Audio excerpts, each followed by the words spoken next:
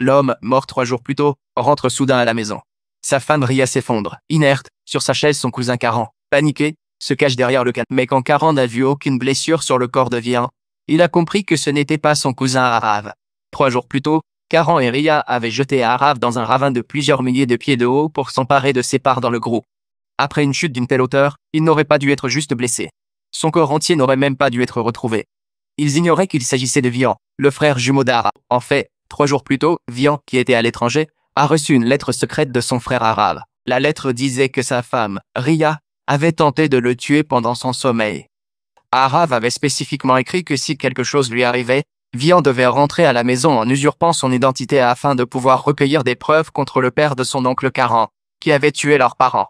Pour découvrir la vérité, Vian est entré dans la maison en se faisant passer pour Arav la même nuit. Karan et Ria ont posé des questions pointues à Vian, pour savoir s'il faisait semblant, mais Vian a répondu avec une telle prudence qu'ils n'ont trouvé aucun indice.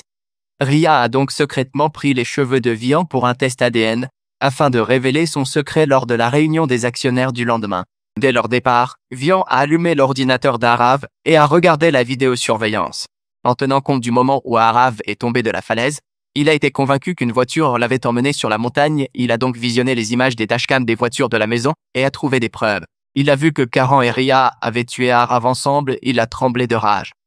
Le lendemain, Vian a fait semblant d'être ignorant car il avait d'abord besoin de preuves contre son oncle. Mais l'une de ses actions a éveillé les soupçons de tout le monde. En entendant cela, Vian a immédiatement donné une gifle retentissante à Ria, mais Ria a maintenu que son mari avait toujours mangé de la main gauche.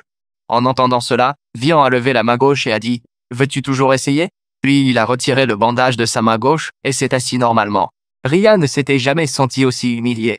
Elle a décidé que ce soit Arav ou quelqu'un d'autre, dès que la réunion des actionnaires serait terminée et qu'elle obtiendrait les actions, elle le ferait disparaître pour de bon.